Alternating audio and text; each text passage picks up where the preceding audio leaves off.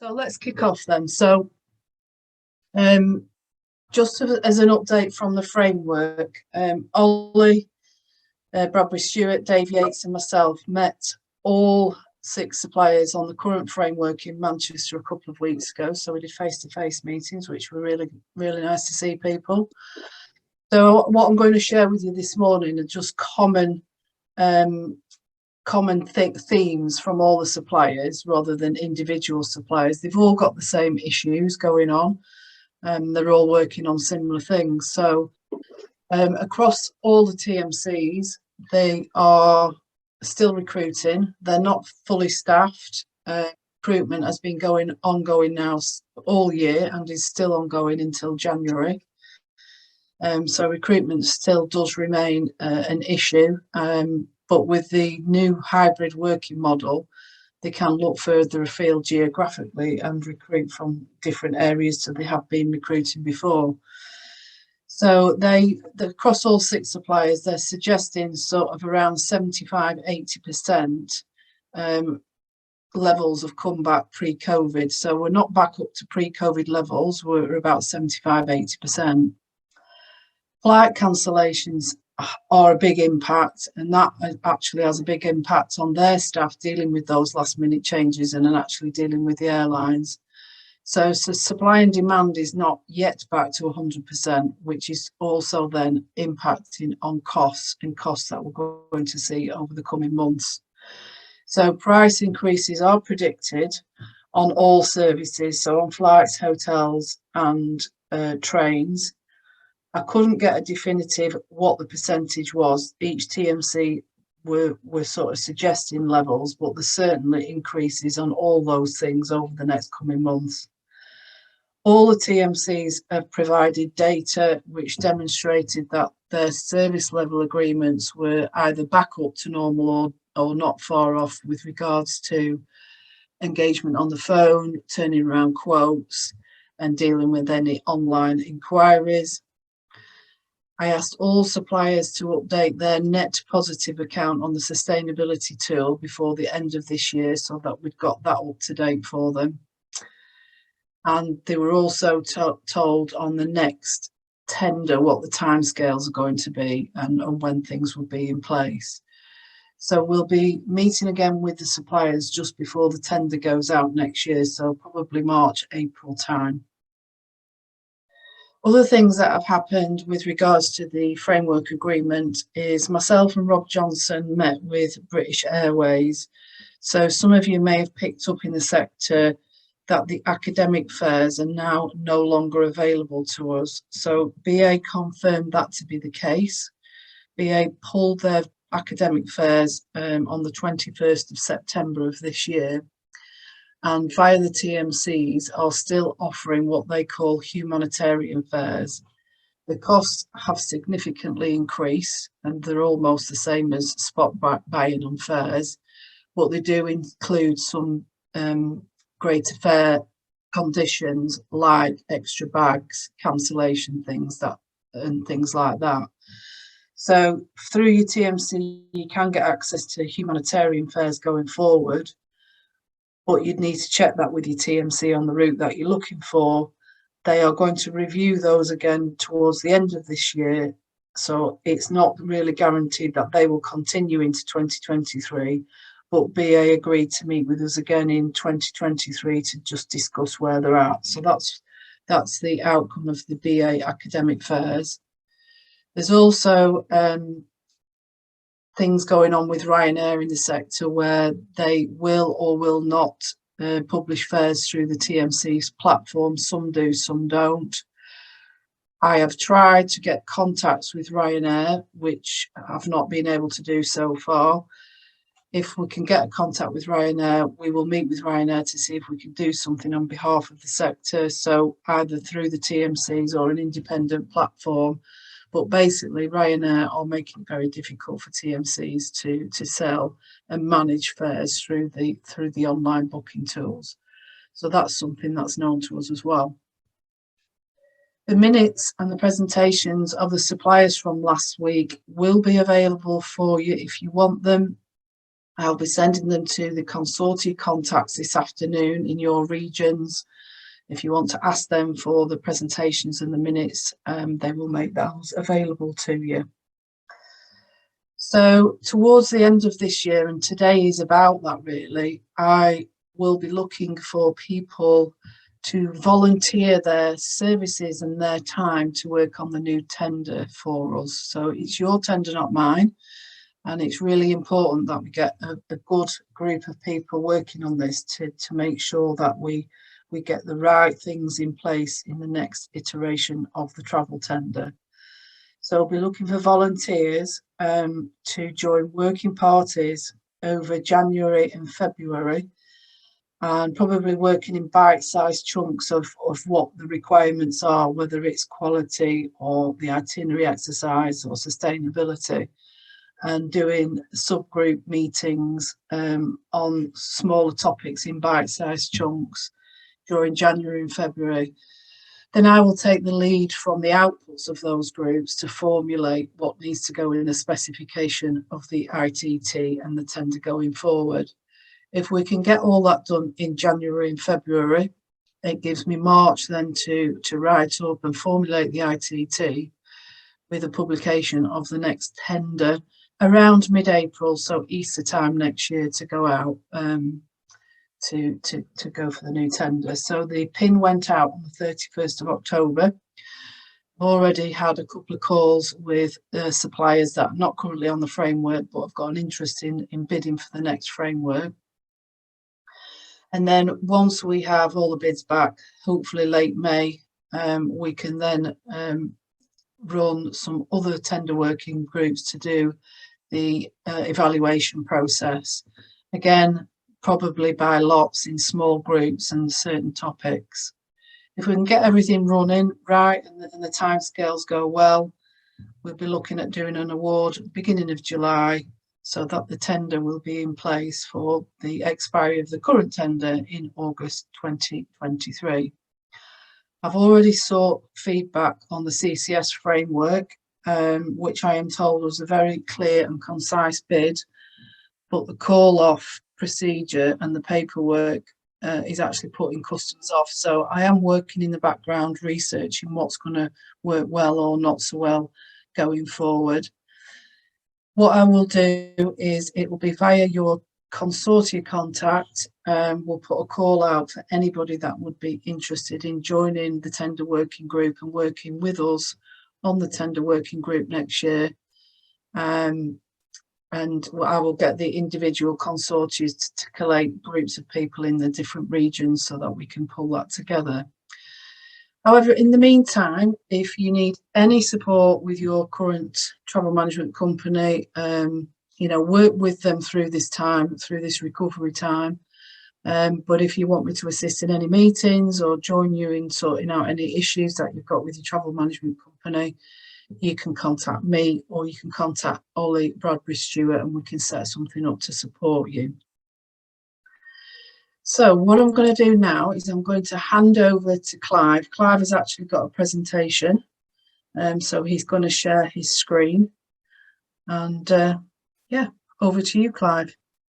Thank you very much, Linda, for that introduction, and thank you very much for the invitation today. What I'd like to do today, and having chatted to Linda and Helen, is just kind of run through a little bit around the overall business travel industry and what's been going on. So this is looking at it from a very holistic view across the entire industry, just to try and set the scene a little bit over the next 10 to 15 minutes. So the agenda I've got today, I just want to, for those that I haven't spoken to before, I don't know how many of those there are out there, just a little bit of background about the Business Travel Association, and then get into some of the looking backwards, but then also looking forward around what the industry needs to do to bounce back, the challenges and opportunities, and one or two other bits and pieces that I hope you find useful as you get into your discussions with your TMC partners later on and into your RFPs next year. So the Business Travel Association is the trade association that represents the travel management community. We, of our membership, actually said over 70 on here. We've just signed tomorrow. It's actually going to be up to about 90 now, because we've just signed Uniglobe, which has 20 odd agents within their community. So we're up to over 90% of all travel management companies in the UK are represented by ourselves at the Business Travel Association. But more importantly, that we've evolved over the last couple of years, in particular, with all the problems to really represent the business travel industry on a wider basis. And we have 55 partners in the business travel industry, which include airlines such as British Airways and Virgin, all the main technology DDS companies, hotels, train operators and train management companies, car hire, and moving into financial providers as well as professional services. So it is really a very broad church that we represent around the industry. We also have a buyers advisory group, which is somewhere around about 25, 26 buyers of corporate travel from all different sizes of companies who help us to discuss the issues and raise issues and come up with solutions. And we also have a generation BPA board, which is, I mentioned because it's important in some of the conversations I heard, or the issues Linda was mentioning, is that is a board of next generation, middle management and below, working with us to make sure the industry is both attractive to new talent and that we retain new talent as part of the role that they do. So they're the generation kind of level below that are helping us make sure that we have enough people within this industry to service you moving forward. We run a number of events, including two major conferences, one of which is overseas, and most importantly is the role of the BTA is collaborating. So we spend a lot of time bringing people together, such as airlines and TMCs, and throwing a meaty subject in the middle that is a bone of contention, and then trying to sort it between the two parties. I spend a lot of my time with political engagement this week. Straight after this, I've got a couple of MP meetings and minister meetings next week, as well as having an all-party parliamentary group on business travel, which we are the secretariat for, which allows us to put any of the issues around business travel to backbenchers, and they're filtered through to senior government. It's been a bit tricky, clearly, the last few months with the engagement, as it's been changing quite significantly. But one of the roles is to show the value of business travel to the UK economy, but equally is to change the view of many in government that business travel is very much just around senior directors going off and signing multi-million-pound deals. Really relevant to this sector, just as important the academia is to business travel and to the UK economy. Do a lot of time promoting business travel in the media and within the public, and defending it and promoting what the work that we all do in this sector and why it's important. And clearly issue a lot of papers. So you were talking about sustainability, a big area for us. Yesterday we launched a white paper on sustainable aviation fuel, which is very much designed for me personally, which is talking about subjects such as that in layman's terms that I can understand. And so it helps educate both the industry, our customers, and on a wider scope. So that's kind of the background to what we do. That's some of the things that we do on a regular basis. So again, important in terms of we're representing the industry around many of the issues that you may face, including expansion at Heathrow, particularly relevant at the moment around the rail network and the poor services that you've got on the main west coastline. And I spend a lot of time with the rail industry. But more importantly, let's get back onto the core subject around travel management and what's happened. And I think it's really useful at this point, given some of the problems that we've all faced around service levels, just to take a little bit of a review of where we've come from. So this little climatic here is really just reflecting over the pandemic that the business travel industry, and that is my members, so the travel management companies that you use, went through a period of 725 days of travel restrictions, which meant 725 days of where they were trading below 20% of their 2019 revenue levels. Many below that. It was just those that had a big domestic travel looking after key workers that actually raised it up to 20%. So there was 2 years of virtually no income. And I think also what is really key, if you look to the right-hand end of that infographic, where on the 18th of March 2022, all COVID restrictions were moved. I was actually in a meeting with the DfT with some other industry people on the 15th of March, I think it was actually, where we were talking about what was the summer going to look like, and they really said no major change. We're going to look to try and remove some of the restrictions, but it still will be quite difficult. 3 days later, all conditions were removed. This is what fantastic, but clearly the industry had some issues around staffing levels at that point because there was no indication that we were going to start trading again, even when we did, what the kind of levels would be. So here, for some context for you, when we went into this in March 2020, we had 78 members. We came out of it in October 2022 with 76. Point of that is saying that we didn't lose anybody in any particular numbers. And what we did see throughout that period was mergers and new entrants coming in throughout 21 and 22. And there's still significant interest from the private equity industry about investing in travel management, particularly now as they see the recovery coming, that it's a good opportunity. Point of that is saying the industry did remarkably well, considering that we had two years of no income virtually coming in to come out unscathed, relatively so this year. So again, relevance from what happened is we came into it for the whole industry. That is all of our members. The 78 there had about 14,000 staff. In January of 2021, in the depths of the Omicron, we'd lost 50% of that workforce, so they were down to 7,000. And again, really importantly to know, of that 7,000, around 80% of those were furloughed. So 5,600 of that 7,000 were furloughed. So that was them sitting at home pretty much, not doing too much, getting paid for the government and losing some of the skill set and not getting involved. So very tiny numbers were actually involved in the business on a day-to-day basis. And very much reflecting what Linda mentioned at the beginning there. This is October, the TMC numbers are somewhere around about 12,000, so almost 80% back to where they were before. Then coming into it in March 2020 combined, we had about 32 million transactions. In March 2021, it was down to 6.5 million transactions estimated over a 12-month period. Again, saying that the numbers were 80% down, so a significant change from where we were. So post-pandemic numbers, this is really October. I know we're kind of halfway through November, but I haven't got any indications just yet around that. But air revenues are back to about 80% of 2019 levels, but air passengers are back to about 70% of 2019. And by this numbers, I'm referring to those that are booking through business travel management companies, not the entire market. I think what is really interesting is that online booking was up across the membership at somewhere around about 70% pre-pandemic.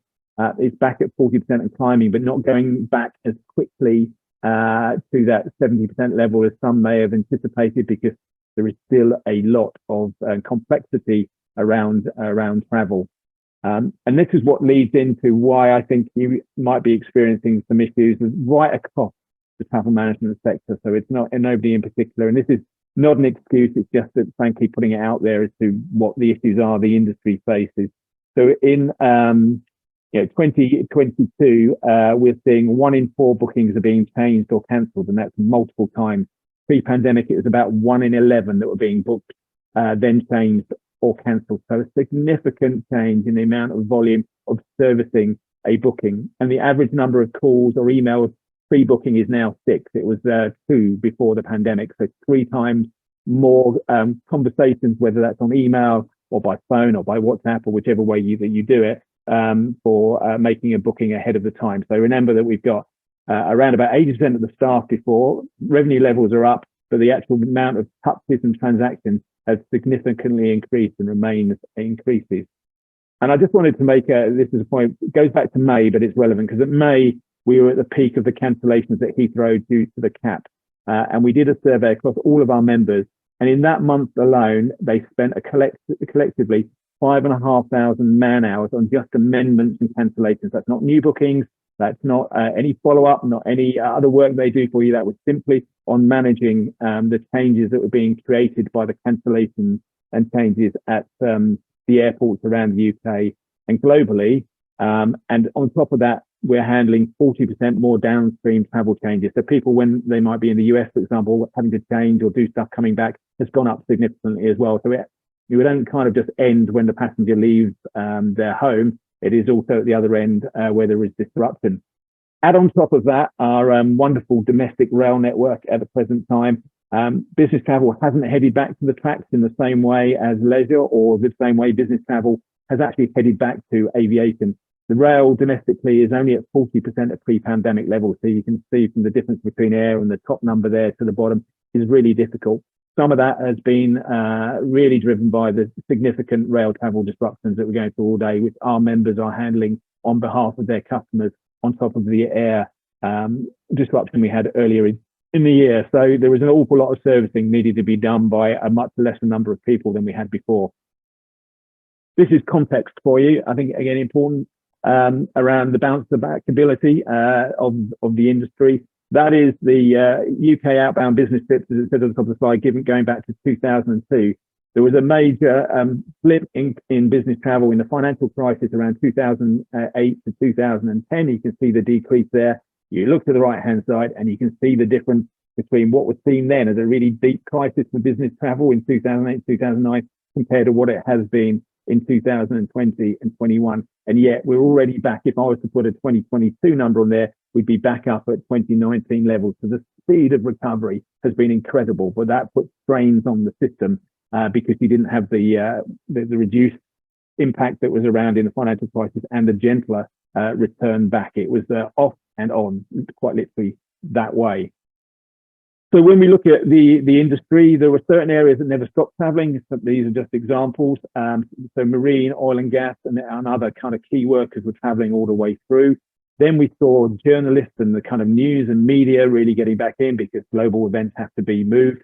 Next off the grid was small businesses because many reasons. They're clearly nimble and hungry to get out and see clients after 2 years of not being able to, but equally they have less governance than maybe a huge corporate around health and safety and duty of care. Not to say they don't care as much, it's just they have less process to go through. Then we saw the manufacturing and engineering coming back as the next trend of people coming to get back to business travel. Then NGOs and charities started to return. Sports started moving around again, student academia, and then last... You've got 3 minutes.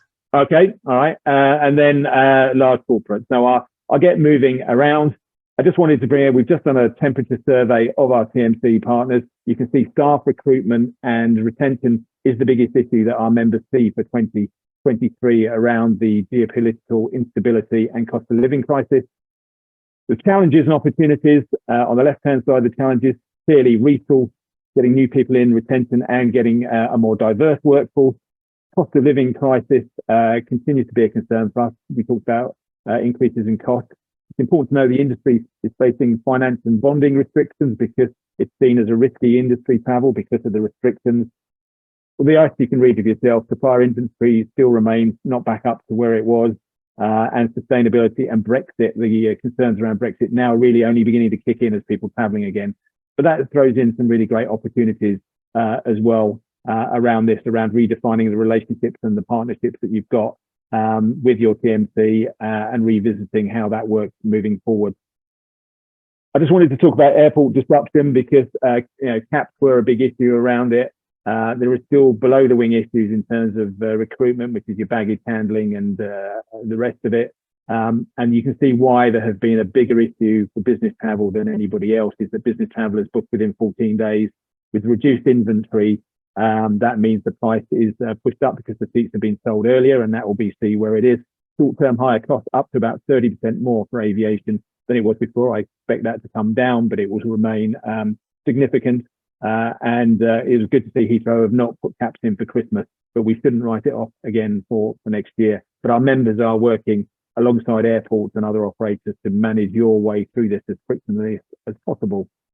And then this is the last slide, and I'll finish up. It's just to kind of say this is what a TMC does. This is a graphic we produced for government last year in there to just kind of show the importance of a travel management company. The actual booking of flight, which is effectively in the middle there, is only a very small portion of what the industry does on behalf of business travelers. There's a whole piece, both pre and post trip, that we manage. And again, that just refers back to the recruitment area.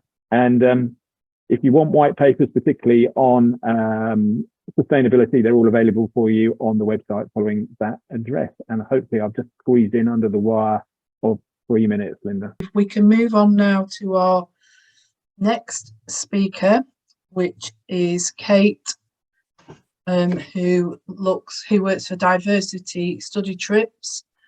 and Petra, her colleague, who is one of the account managers that looks after the team in the office. So these two ladies look after Lot 2 student group travel, and they've got a presentation for us for up to about 20 minutes, and then that just gives some time at the end for some Q&A. Again, if we run out of time, the Q&A will be taken down in writing and passed on to you after the meeting. So over to you, ladies. Perfect. Thank you so much, Linda. And yeah, thank you. Nice to meet everybody. As Linda sort of mentioned, my name's Kate, and I look after the team here at Diversity Travel Study Trips. And I've got my colleague Petra here, who will probably be the face of Diversity Study Trips. She and her team kind of work on campus with a lot of the universities, kind of making sure that you guys know about the services that we offer, and obviously helping you kind of go through the process of booking trips kind of through us. But what we're going to do today is we're just going to do a quick kind of overview of Diversity Study Trips. What are the benefits about working with us? What are some kind of unique propositions that we can offer to our SUPC members, and obviously all the other consortiums? And then we'll be happy to kind of answer any questions that you've got, whether that's relevant to the group's industry that you would just like to kind of ask myself and Petra, or whether it's specific to do with diversity study trips. So I would just share my screen and run through our presentation. Can someone, Linda, do you mind just giving me a thumbs up if you can see? Is that all okay? Yeah, it's good. Yeah, looks good. Has it got the main screen, or is it? It's not on slide. No, yeah, mode. okay, It's just from the current slide. There we go. That's better, isn't it? Yeah, that's perfect. So yeah, diversity study trips. So just to give a bit of a kind of overview of us, we're part of obviously our head company, Diversity Travel. And as an organisation, as Diversity Travel, as you're probably more than aware, we are a travel management company that work on the Lot 1 side of things as well for all of the individual business travel. So some of you as universities might already work with us on that side of the business. Just to give a little bit of an overview of us as an organisation, so we were established back in 2006. We've got 160 staff globally, and I know obviously Clive was sort of mentioning with regards to a lot of reduction in kind of staff members, but for us we are actually ahead now with regards to the amount of staff we have as an organisation kind of post-COVID. We really made sure that retaining kind of our experience and our staff during that time was one of our kind of top priorities. So we've got a really high number there still of experienced staff that will be kind of working with you as universities.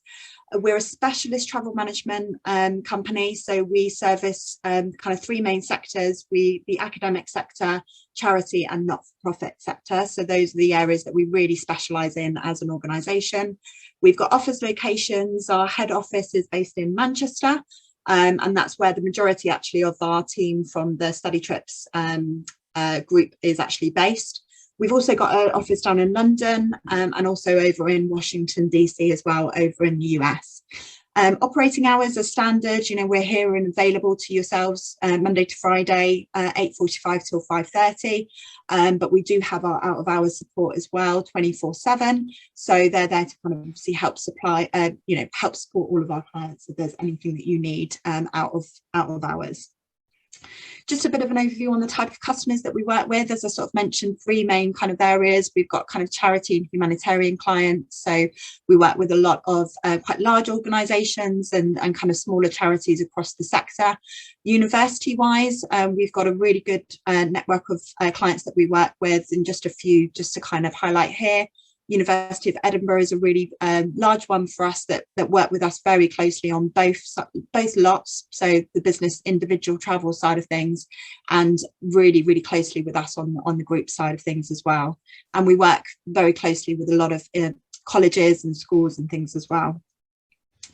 So just to introduce diversity study trips, so just to give you a little bit of a background, we always did have a kind of groups department within diversity travel, but actually during the pandemic, it was actually an investment that that diversity travel really wanted to focus on. They really wanted to make sure that actually coming out of the pandemic, they knew that this was quite a big area of support that our clients actually needed, were the group travel aspect. So for you know, clients that need travel services for kind of 9+ travellers, and they really wanted to invest in this, and that's what they did. So they actually created diversity study trips, and we started trading in 2020. Now, with regards to us being quite a new setup or a new department, doesn't mean that we don't have the experience with us. We've got an amazing team of experienced travel experts. Petra and her team, you know, have worked for many different kind of travel management companies that specialize in group travel. So we're really excited that actually, even though we're a new department to diversity travel, we're really experienced in actually dealing with group travel and supporting our clients in that way. So as I said, we are Diversity Study Trips is the group's department of diversity travel, overseeing lot 2. And we support your full journey. So some clients come to us, they just require maybe group accommodation or flights through us, but we can support you throughout the whole trip journey. So we can help you build an itinerary. We can help kind of put an itinerary together with, you know, educational visits and things like that. So really use us for the expertise that we have to kind of, you know, build a trip that is really relevant to the, you know, the reasons why you're going away on those trips. We can support you from anything from domestic to international study trips. And as I sort of mentioned, our team are specialists in student group travel, and that is group inquiries with 9+ passengers. The team itself, as I said, really experienced team, and we've got a lot of experience in the management team working on the SUPC contract, but our senior management team alone have kind of 45 years of travel experience between us. Petra and her team, she'll talk a little bit more about what she can offer, but we have something that's quite unique to our proposition is we have a team of educational development executives. So you might hear them being called EDEs, and they're available for on-campus support. Petra, do you want to kind of just bit of a quick overview of what you and your team do? Yeah, I'd love to. So lovely to meet everybody. Some of you have probably spoken to me or my team by email or phone before, or Teams meetings. So lovely to see so many of you joining here today. And my team, really, we are unique in travel management companies that we offer a full lot 2 account management experience, a full lot 2 account manager, where me and my team have years of experience in putting trips together ourselves, looking after the clients, making sure that your billing for lot 2 works, that you have post-trip support where you have questions. We attend events on campus to meet your bookers, meet your students sometimes. So where you have big international exchanges, we're happy to meet your students and talk them through what's important for the upcoming events. I'm thinking of touring funded trips, especially there. But what we offer uniquely is to have a full experienced team of lot 2 specific account managers, and that really helps your bookers work through the trips very effectively and very efficiently. And we can consult you on, for example, destinations. We can offer you guidance on which destination works in which season the best financially, and which destination offers you for this specific course the best types of visits and activities. So we're here to consult you and support you through the full process. Perfect, great, thank you very much, Petra. So you've got the team of EDEs, which is Petra's team, and they're kind of your first point of contact if you're interested in kind of putting a bit of a trip together. Once you have decided on a trip that you want to go ahead with, or inquire and get some kind of pricing and some itinerary ideas, you'll then be put in touch with one of our trip experts, and they will be dedicated to your trip right from the start all the way through to when you've travelled. So you'll have kind of that one point of contact throughout the whole experience. And this team, again, as similar to kind of Petra's team, they're really experienced in putting those itineraries and everything together. They'll make sure that you have different options with different sort of cost price budgets and different destinations potentially, and some of them are made up of former educators like yourselves, you know, like your bookers, and so they really understand, you know, the importance of these visits and kind of how to put them together. We've also got we've introduced recently a quality manager. Now with all of our trips, as you can imagine, with group travel, it's quite a lot of things to think about. There's lots of moving parts. So for us, it's really important that not only do you kind of book with us, but you're rest assured that actually all of the quality is in place. Lauren checks all of the quality checks throughout the trips, throughout the booking journey. So that's just making sure that obviously everything is booked as per your request, and making sure, as Petra mentioned, that it's all kind of processed and financed in the right way for your finance teams and things like that as well. We've got a 24-hour global team. So as I mentioned, as Diversity Travel, we've got a 365 days a year sort of contact team. So if you are out on any trips and you need our support, then we've got a team that will be able to kind of help support you there as well. This just gives a bit of a breakdown of the team. So I've got myself there. We've got Phil, who is the operations team manager, and then obviously Petra and her team there. So depending on kind of the region that you're in, might differ whether you kind of work closely with Petra or with Dom or with Neil as well. And then we've got Lauren there as your quality manager. So why diversity study trips? So kind of working with us, I think I've sort of mentioned about our experience and our knowledge. All of our trips are bespoke to your specific requirements. We do have suggested itineraries and suggested trips that obviously we do very regularly for our clients year on year, but we all know that kind of what you might require is very bespoke to you, and what are your learning objectives, what do you want your students to get out of the trips. So every single itinerary that we put together is bespoke to you, and I think that's really important, so that you can make sure that we have a great understanding of what you want the students to get out of the trip, and we can make sure that that's included within our offering for you. We collaborate with in-country experts and DMCs, so we can create kind of such enriching student field trips. So that is really, so we have the contacts there on the ground to be able to provide us with the best visits, the best support that's required, and really kind of collaborate really well with them there as well. Yeah. Petra, do you want to Shall I pick up? Yeah, lovely. Yeah. We're very, very proud of our safe hands policy. Of course, from your point of view, whether it's the booker or the admins processing the trips, or your procurement team, your risk managers, health and safety affects all aspects of the trip. Our safe hands policies covers everything from the initial audit of a supplier that we will book for you. So every supplier that we book for your student groups will go through a health and safety audit, where we work with a very experienced consultant that specialises in educational groups. And that just gives you that peace of mind as the procurement team, as the booker, that every hostel or every hotel that your groups are booked in, we'll check for the basic safety features, of course, and we're talking fire safety, electrical safety, but also for things, up-to-date certificates, insurance policies, hugely important. And it just gives you all that peace of mind. And it covers much more than that. It also covers our processes internally, just to make sure that we work to the ISO standards that we have achieved. And so we're very proud of that. And we treat our over 18s policy, or over 18s group, sorry, the same way that we would treat our under 18s group. So there's no sort of less health and safety and checks for our over 18s groups, because we know that with the university groups, if anything, that's sort of added complexity, and we want to make sure that your groups are in the best hands. We are ATOL protected, so all your trips are fully accredited. We quote in packages as much as we can, so your bookers have the financial protection of the package travel regulation, which are, you know, hugely beneficial for the universities, for the end client there.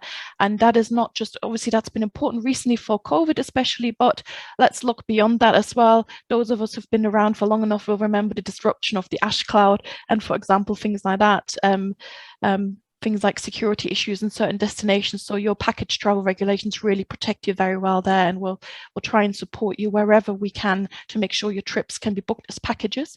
And we can take over existing supplier relationships that you have. If your academics have booked a certain hotel or a certain supplier year in, year out, we can absolutely look into working with them, do that through our safe hands policy, so you have the absolute safety there, and you know that everything's being booked and going through as it should be, so you can rely on us there.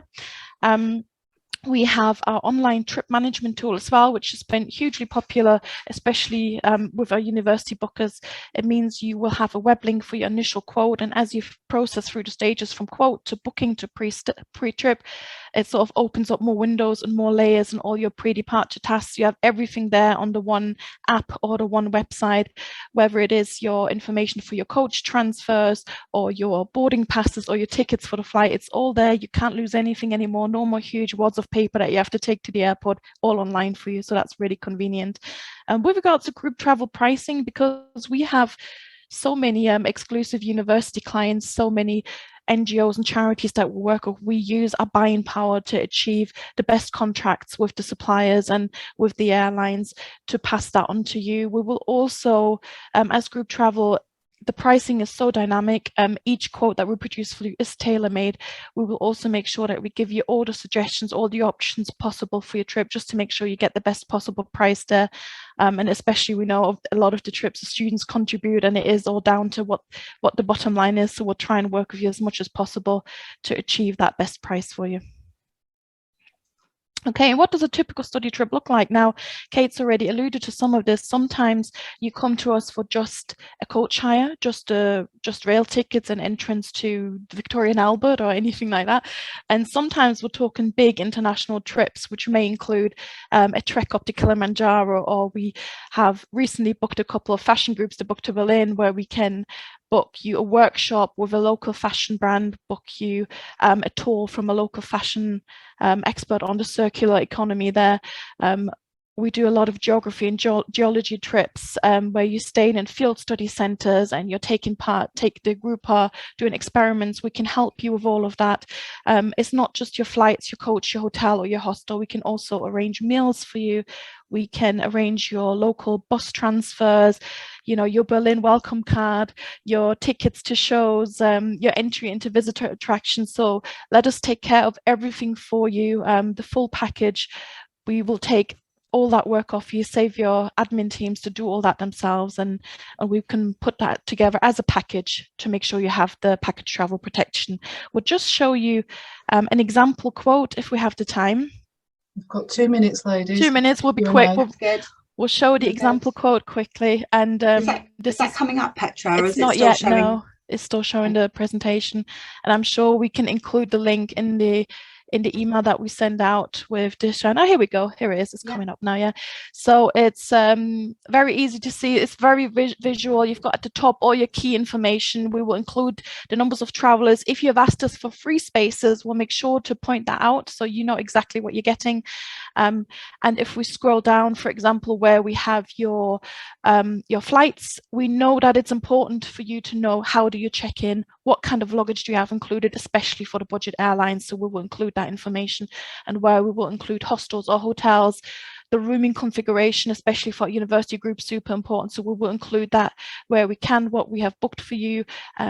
We know that the staff don't want to share rooms, so we'll make sure that the staff always have their own rooms, but also, yeah, where there is an add-on which is not included in the base price, we'll make that quite clear. We'll give you all the information and a lot of suggestions with regards to any visits. We'll include your carbon footprint in our sustainability tab. So really, when you receive this quote from us, you should have all the information we need. We have a tool called our Sherpa tool, which we're very, very proud of, hugely popular with our bookers. It is basically a web-based tool, very simple, that you can enter your nationality, your vaccination status, where you're going, and it shows you all your COVID, your visa requirements. So making it very, very simple for your group leaders and your admins to advise the individual students. Share the link with your students, get them to take responsibility themselves. And with regards to visas, we know, of course, Schengen visas, very important subject for all of you with your international students. We can support you with that as much as you like. We work with a visa partner who can process the visas for you, but if you would like to save on those processing fees and go directly through the embassy, we will absolutely provide visa supporting documentation with your trip details, what you've booked, free of charge, and that will be done by our admin teams. So each student will have their own little documentation to take to the embassy. Kate, do you want to just touch on the sustainability? Yeah, absolutely. Yeah, thank you, Petra. So yeah, on the quotation, as Petra showed you, we will provide options and advice really on what are the best sustainable options for you. So that might be that we offer you 2 different trips, you know, a rail travel versus air travel. Is it better by going by coach? So we're always trying to give you some sustainable options. We can provide CO2 reporting as well. So to any university procurement teams that need the reporting for sustainability, we've got the ability to provide reports on that. And we do also have carbon offsetting as an option as well. So we'll be able to kind of work with you on your sustainability goals.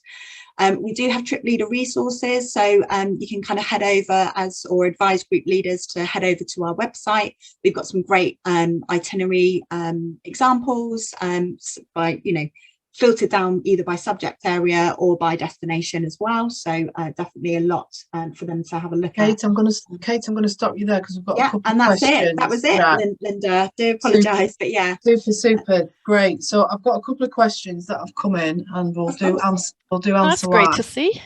The first one, I think you've probably covered it, but you might want to expand on it. So the question is from Sapphire. How do you comply with the package travel regulations and linked travel arrangements 2018?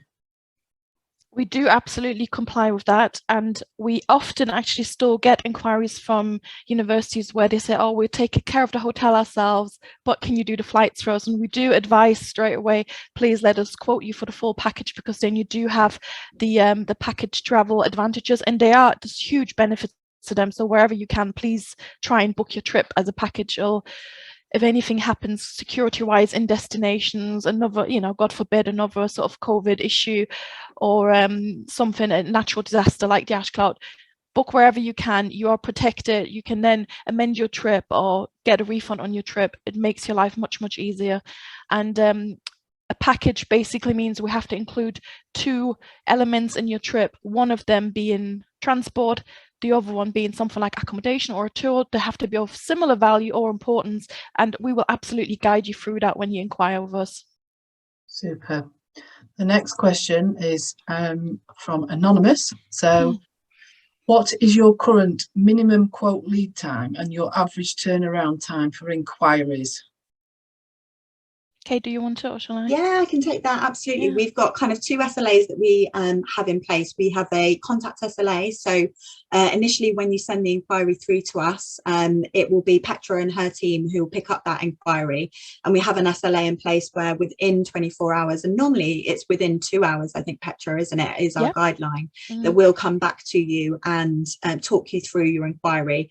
As we sort of mentioned, groups can be quite a lot involved, and there might not be enough information on that initial inquiry for our team to start working on the quotation. So we really do feel that those discovery calls are so critical in us making sure that we can provide you with the best options for us to understand why you're going there, what's the destinations, do you have flexibility on your dates and things like that.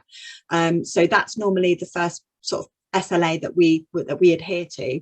The next SLA is that you would receive your quote within 3 days. And what we're doing at the moment is guiding people with regards to kind of expectation on that. The majority, if it's longer than 3 days, the reason for that is because we tailor all of your quotes. All of your quotes are bespoke.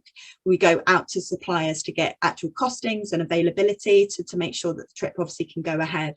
So if we have got delays from the supplier side of things, then obviously we'll make sure that we keep in contact with yourselves to update you that we've got these kind of suppliers that have come back to us. We're putting that all together and we'll advise you when we can get that quote sent over to you.